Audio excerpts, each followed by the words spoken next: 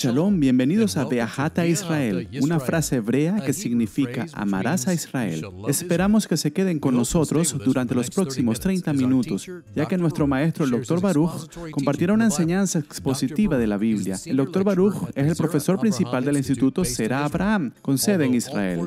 Aunque todos los cursos en el instituto se imparten en hebreo, el Dr. Baruch se complace en compartir este video semanal en español. Para obtener más información, por favor, visite la página loveisrael.org. Una sola palabra, loveisrael.org. Aquí les dejo con el maestro Baruch y la lección de hoy. Cuando miramos la palabra de Dios, vemos que las personas que tienen una relación personal con el Mesías Yeshua tenían poder. Es decir, que Dios los usó para lograr cosas. Desafortunadamente, hoy no estamos viendo las mismas señales y prodigios. No estamos viendo el efecto del Espíritu Santo en la medida en que lo vimos en el primer siglo. No estamos viendo su poder siendo liberado a través del cuerpo de creyentes. Y aunque puede haber varias razones para eso, una de ellas es el hecho de que hoy en día el cuerpo de creyentes es analfabeto teológicamente, es decir, no estamos aprendiendo la verdad teológica. No nos enseñan las doctrinas que tienen que ver con la verdad de las Escrituras. Aplicarlas a nuestra vida para que el poder pueda ser liberado y las personas puedan ver la gloria de Dios a través de su pueblo. Bueno, lo que vamos a hacer hoy es comenzar un estudio de varias partes de la epístola de Pablo a los Efesios. Entonces, con eso dicho, saque su Biblia y mire conmigo al libro de Efesios, capítulo 1. Ahora, una vez más, tal como vimos en nuestro estudio de Gálatas, Pablo está muy preocupado de que se le entienda como un apóstol. Ahora tenemos que entender lo que Pablo quiere decir y lo que no quiere decir. Cuando Pablo usa el término apóstol, no está tratando de impresionar a la gente con algún título. Lo que está tratando de compartir con las personas que Dios lo envió. Que no es un título que está enfatizando, sino un cargo, un rol, un servicio al que ha sido designado. Entonces leemos en el versículo 1, Pablo, apóstol del Mesías Yeshua, por medio de la voluntad de Dios para los santos, los que están en Efeso aún es la palabra kai en griego. Usualmente significa y, pero aquí puede significar algo que produce una cualidad enfática. Él dice, incluso los santos en Efeso, él quiere enfatizar los que son fieles en el Mesías Yeshua. Ahora, ¿qué cosas podemos sacar de este primer versículo? Es la relación entre la fe y los santos. Solo a través de la fe. ¿Y en qué consiste la fe? La gracia de Dios. Y es esa gracia la que produce un cambio, como veremos. Es lo que causa una transformación en el hombre interior. Eso nos hace ser una nueva creación. Así enfatiza a los santos, pero luego nos dice por qué son santos, y eso es porque creyeron en Dios. Pasa al verso 2. Él dice, gracia a ti y paz. Y es este el orden correcto.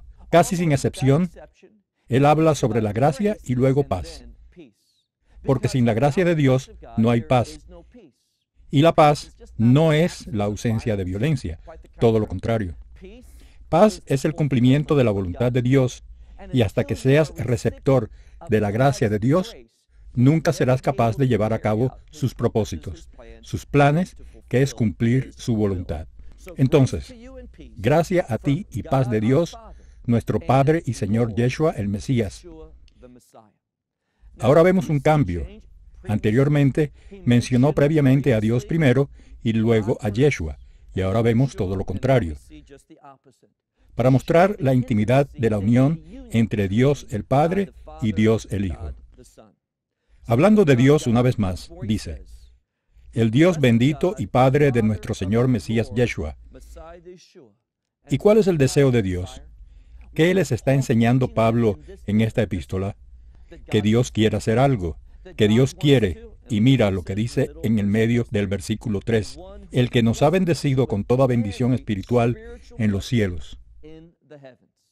Ahora nota esa frase, en los cielos. En los cielos es sinónimo del reino. Entonces, lo que Pablo está tratando de decir o compartir aquí, usando ese término en los cielos, es que necesitamos tener una perspectiva del reino. Lo que Dios va a hacer es bendecirnos para que podamos ejemplificar, demostrar la verdad del reino, ese carácter de reino del que hablo tanto. Entonces, una vez más, quien nos ha bendecido con toda bendición espiritual en los cielos, en el Mesías. Ahora, dicho sea de paso, esta es la segunda vez que vemos esta expresión, en el Mesías. Quiero compartir con ustedes que en este primer capítulo, Pablo usa la expresión en el Mesías o en Yeshua una y otra vez. De lo que él está hablando aquí es de la salvación. Esta es una gran epístola que nos describe la verdad de la salvación. Y lo que él quiere decir es que no hay salvación fuera del Mesías, que tienes que estar en él. Y no solo se trata de la salvación, sino del resultado de la salvación, que es la santificación. Este cambio, por el cual la voluntad, los propósitos, la santidad, la justicia de Dios y su gloria, se manifiesta a través de su pueblo. Entonces, ¿todo es condicional en qué? En Él. Que estamos en el Mesías Yeshua por medio de la fe que fue puesta a nuestra disposición por la gracia de Dios. Entonces Él nos bendijo con cada bendición espiritual, una bendición del reino, pero tiene que ser en el Mesías. Verso 4. Ahora, en el versículo 4, encontramos un término muy significativo. Muchas veces, y muchas Biblias, quieren usar el término Dios elegido. Esto está bien mientras comprendamos lo que es este término. Es la palabra bíblica para simplemente elegir. Que Dios eligió, y debemos recordar que todo lo que se dice en este pasaje de las Escrituras tiene que ver con aquellos. Es solo relevante para aquellos que están en Él. ¿Cómo nos encontramos en Él? Ejerciendo la fe. ¿Quién es la fuente de esa fe? Dios es. Dios proporciona fe, pero, no obstante, debemos apoderarnos de ella. Ahora, debemos ser muy cuidadosos con esto. Sabemos que la salvación, y veremos esto especialmente cuando entremos en el capítulo 2, es un resultado de la gracia de Dios. Pero alguien que recibe esa gracia de ninguna manera puede decir que participó en la salvación. Que porque la recibió, él hizo parte del trabajo de salvación. Lejos de eso. Ahora tenemos que realizar otra doctrina, y esa es la doctrina de la depravación total. ¿Por qué es eso importante? Bueno, hay un grupo que dice que alguien es totalmente depravado. ¿Por qué? Bueno, debido al pecado original. Y esa depravación total significa ¿qué? Significa que esa persona no puede hacer nada que sea bueno. Bueno, si se refiere a la depravación total basada en el hecho de que no podemos salvarnos, estoy de acuerdo con eso. Pero tenemos que entender lo que revela la Escritura. Hay una palabra bíblica, matzpun. Matzpun es la palabra hebrea para consciente. También está muy relacionada con la palabra hebrea matzpen, que es brújula. Y vemos una relación entre la brújula y la conciencia. Dios nos da una brújula moral. Esa es nuestra conciencia. Ya sabes, algunos de los primeros creyentes hablaron sobre la semilla del Espíritu que cada persona tenía, porque somos una creación de Dios. Dios respiró en nosotros las palabras de vida. Entonces, tenemos cierta capacidad consciente para comprender lo correcto y lo incorrecto. No completamente, pero esa conciencia puede usarse con el propósito de decir sí a la gracia de Dios. Y cuando alguien lo hace, Dios lo elige. Ahora, ¿esa elección sorprende a Dios? Vamos a ver que Dios conoce todas las cosas. Pero solo porque Dios sabe todas las cosas, no significa que haya causado todas las cosas. Alguien dirá, bueno, ¿eso no ataca a la soberanía de Dios? De ningún modo. Una de las cosas importantes para darse cuenta acerca de la soberanía de Dios es que la soberanía de Dios no es socavada con el libre albedrío. ¿A qué nos referimos con eso? Bueno, se aclarará en un momento, pero mira nuevamente el versículo 4. Así como Él nos ha elegido, esta es una frase familiar. Tercera vez. Solo que nos ha elegido en Él. Esa selección se produjo porque estábamos en Él. ¿Y qué traerá esta elección? Bueno, la gente dice, bueno, es una doctrina de elección. Está bien, Dios nos escogió. Pero esta elección tiene implicaciones. Y estas implicaciones se vuelven realidad. No sorprenden a Dios. Dios siempre supo lo que serían y quiénes serían los destinatarios de ella. Pero todo se convirtió en una realidad para una persona, el individuo, porque esa persona se encontró en Él. Mire nuevamente el versículo 4. Así como nos eligió en Él antes de la fundación del mundo. Esto es lo que Él nos eligió. Mira, aquí está el problema. La gente quiere leer salvación en esto. No deberíamos. Lo que Él está hablando aquí no es simplemente de quién va a ser salvo y quién no. Él está hablando específicamente con aquellos que están en Él. Es decir, esto solo es relevante para quién, creyentes. ¿Y qué ha elegido Dios? Dios no ha elegido quién va a estar en el cielo y quién no. Él sabe, pero eso no es lo que ha elegido. ¿Por qué digo eso? Porque dice que muchos son llamados. ¿Llamados a qué? Llamados a arrepentirse, llamados a convertirse en sus seguidores, pero pocos son elegidos. ¿Por qué? Porque ellos no responderán a la fe. Ellos no tomarán esa gracia de Dios, no utilizarán ese matspun, esa conciencia, y responderán al mensaje del Evangelio. Así que mira cuidadosamente el versículo 4 y 5. La clave teológica verdadera se revela en estos pasajes. Así como Él nos eligió en Él, y esto era una realidad, no sorprendió a Dios. Él lo sabía desde antes de la fundación del mundo. ¿Qué eligió? No quién estaría en el cielo, sino que Él nos eligió. Aquí está ser santo e intachable ante Él en amor. Ahora, permítanme simplemente decir que esta expresión, en amor, corresponde con el hecho de que habló en el Mesías, en el Mesías, en el Mesías. Nos dice cómo nos convertimos en los recipientes del amor, es estar en Él. Pero esta es la clave. Dios ha escogido a aquellos que están en Él para que sean irreprensibles y justos delante de Él. Como dice aquí, ser santo e irreprensible delante de Él en amor. Verso 5. Ahora, en el versículo 5, encontramos otras de esas palabras teológicas pesadas. Y de la misma manera, hay quienes quieren usar el término elección y traer un montón de confusión teológica a eso. De la misma manera, la palabra que vemos en el versículo 5, ellos quieren sacar del contexto y hacer que diga algo que no es. ¿De qué palabra estoy hablando? Predestinación. Déjame hacerte una pregunta. Cuando escuchas el término predestinación, ¿en qué piensas? ¿Cómo se enseña en muchos círculos teológicos es esto? Que Dios ha predeterminado, predestinado. Predeterminado. ¿Qué es lo que Él predetermina? ¿Quién estará en su reino y quién no? No es cuando puedes derivar en ninguna parte de las Escrituras. Ciertamente no en este lugar donde aparece el término predestinación.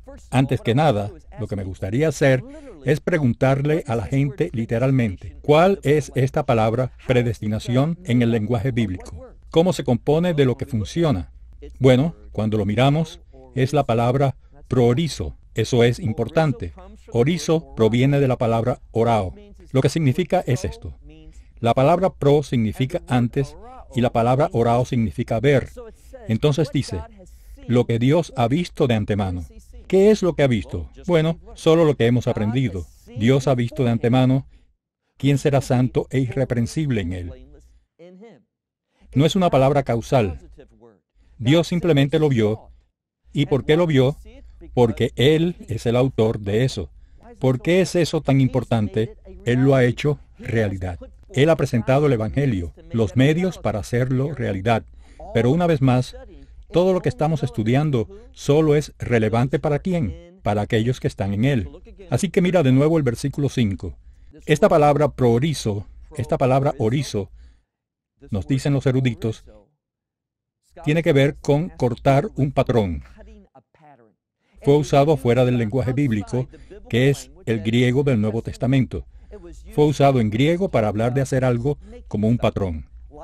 Un patrón para un vestido, una prenda de algún tipo. Y lo que significa es esto. La persona hace este patrón y puedes ver de antemano cómo se verá la prenda. Y eso es lo que Dios ha hecho. Él ha visto antes lo que los que están en el Mesías van a hacer. ¿Y qué es eso? Ahora mira ese versículo. Porque nos ha visto de antemano para la adopción. Para la adopción por medio de, aquí está, por medio del Mesías Yeshua, para Él. Y eso es muy importante. Algunos dirán en Él. Es una palabra diferente. Hemos hablado y hablado acerca de cómo dice en Él, en Él, en Él, en el Mesías. Pero aquí hay algo diferente. No es la palabra an, sino la palabra eis, que es para. Entonces, todo esto es una realidad que Dios traerá en la vida del creyente para Él. ¿Qué significa eso? Debido a lo que ha hecho el Mesías, Él se ha ganado eso, no nosotros. Esa es la depravación. No pudimos lograrlo, así que Él tuvo que hacerlo. Verso 5. Por vernos de antemano y por la adopción de, por su adopción, convirtiéndose en sus hijos adoptivos. Eso es lo que significa, por medio del Mesías, Yeshua, para Él, de acuerdo con el buen placer de su voluntad.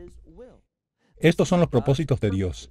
Así que todo esto está sucediendo, y lo que nos enseña es esto. No está hablando de quién va a estar en el cielo y quién no. Lo que Él ha predestinado, podríamos decir, es esto. Para todos en Él, eso es, en el Mesías, que seamos santos y sin mancha. Eso es lo que la predestinación es. Aquellos que están en el Mesías han sido predeterminados. Ese patrón ha sido cortado para, como vamos a ver. ¿Y qué es eso? Que vamos a ser como Él. Continúa con el versículo 6. Ahora, esa realidad es solo cuestión de que se realice. Dios ya lo ve.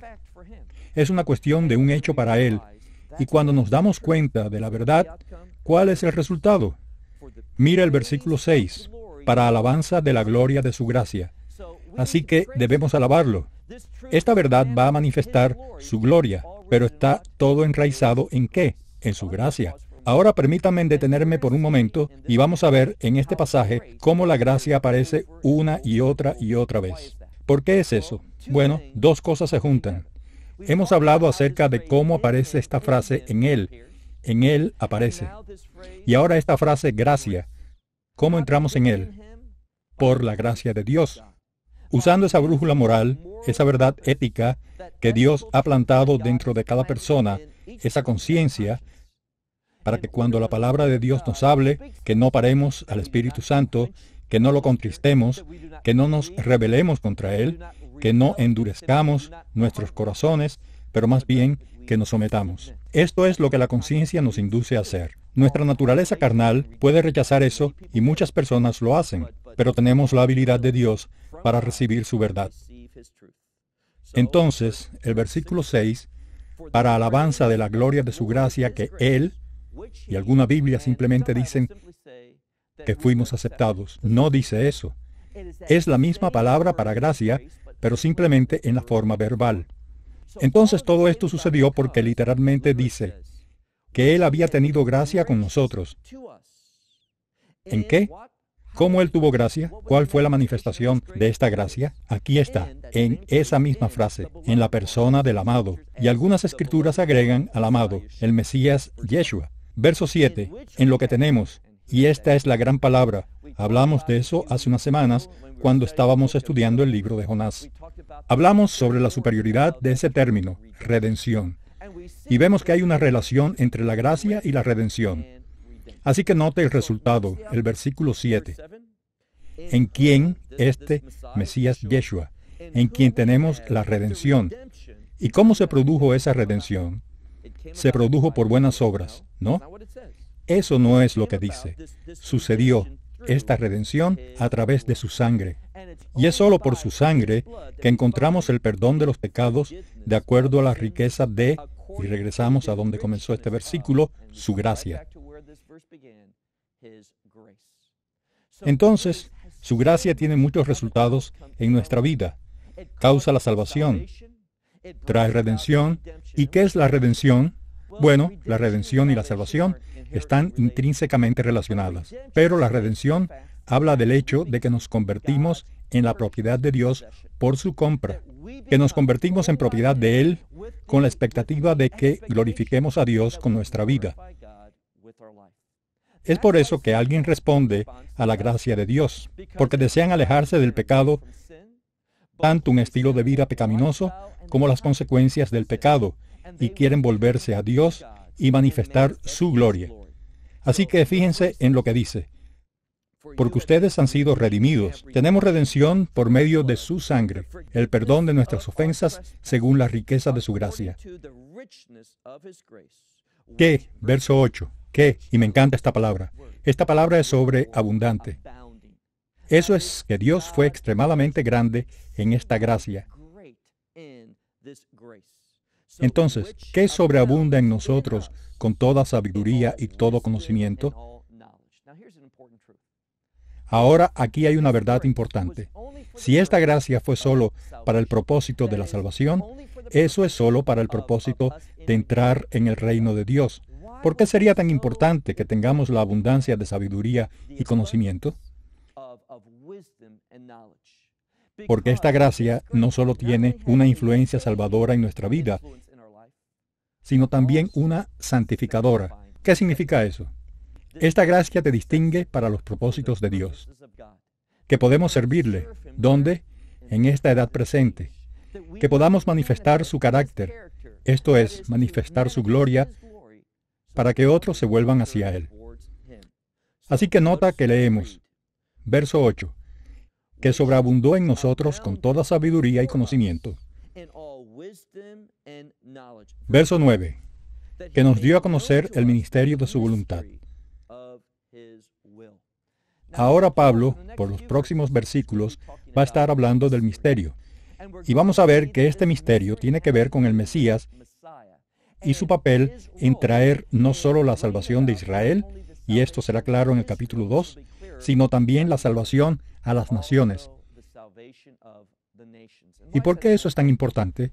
Porque, como hemos dicho en nuestro estudio de Jonás, Israel no fue creado. Dios no entró en un pacto con Israel solo por el bien de Israel, sino también por las naciones. Y ahora es el cuerpo de los creyentes, lo que el mundo llama y usa la palabra iglesia, y hablaremos sobre el significado de esa palabra en las próximas semanas. Él usará el cuerpo de creyentes para cumplir el llamado de Israel. No para reemplazar a Israel, sino para cumplir el llamado de Israel y posicionar a Israel. Eso es provocar a Israel en los últimos días a tomar el llamado y llevarlo a cabo también.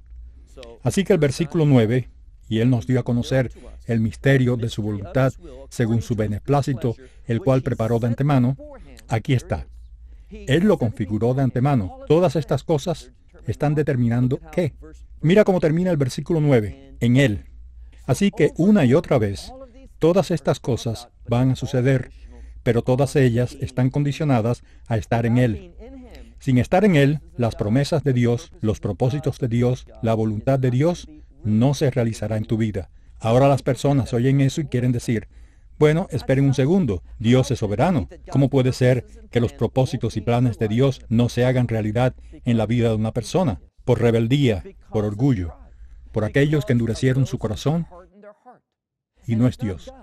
Uno de los principios importantes de las Escrituras es ver por qué alguien tiene un corazón duro, y es porque rechazan la revelación de Dios, al igual que Faraón. Bueno, avance al versículo 10. Vemos aquí para, y algunas Biblias dicen dispensación.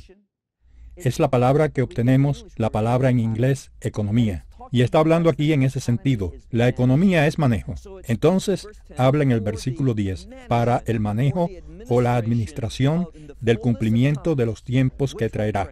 Y aquí hay una palabra muy importante. La mayoría de las Biblias lo dejan afuera. Es la palabra cabeza, traer todas las cosas bajo su cabeza, esto es, su señorío. Entonces, una vez más, lo que vemos es esto, que en Él que tenemos el privilegio de someternos. Es solo por la gracia de Dios que tendremos la capacidad de someternos y seremos sometidos. Él hará esto con todas las cosas, traer todas las cosas bajo su cabeza, en el Mesías, esas cosas en el cielo y aquellas cosas en la tierra, y termina, ¿cómo? En Él. Quiero decir, una y otra vez en el lenguaje bíblico, algunas traducciones al inglés, debido a la redundancia, lo omiten, pero en el lenguaje bíblico, la frase en Él, en Él, en Él, aparece una y otra vez. Decirnos que toda esta verdad depende de estar en Él dejarlo a nosotros mismos, nuestra propia imaginación, nuestra propia voluntad, nuestra propia sabiduría, ninguna de estas cosas van a hacerse realidad.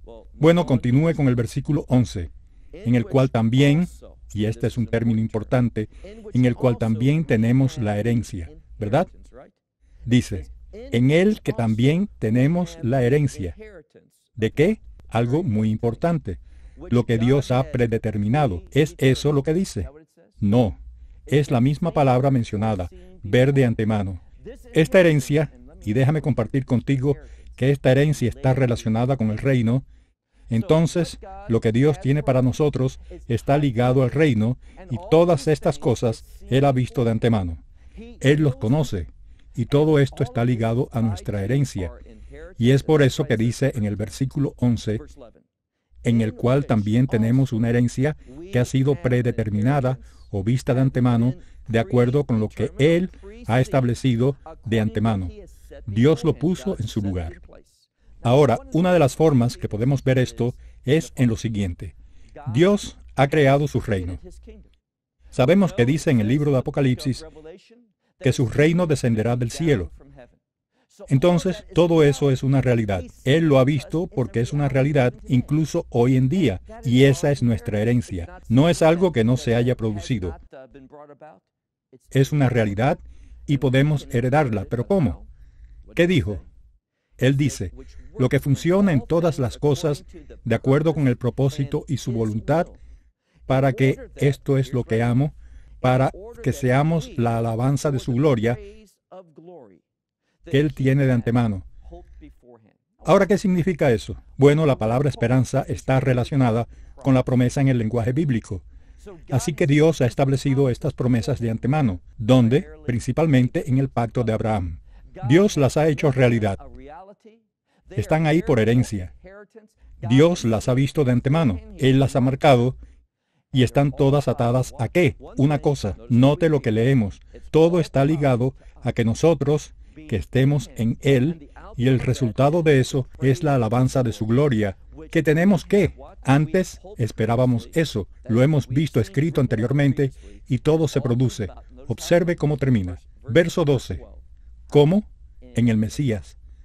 Ahora, un gran ejercicio es repasar estos primeros 12 versículos del capítulo 1 de Efesios y ver cuántas veces se menciona esa frase en Él. Se menciona, porque todo lo que Dios ha predeterminado está condicionado a estar en Él. Bueno, mi tiempo se acabó. Hasta la próxima semana y presionamos adelante en el capítulo 1 de Efesios. Esperamos que se haya beneficiado del mensaje del día de hoy y lo comparta con otras personas. Por favor, únase a nosotros cada semana a esta hora en este canal. Para mayor información, visítenos en la página web loveisrael.org. Allí encontrará artículos y numerosas conferencias realizadas por Baruch, enseñanzas en forma de video que pueden ser descargadas o vistas online. Hasta la próxima semana. Que el Señor les bendiga en el nombre del Mesías Yeshua, que es Jesús. Shalom desde Israel.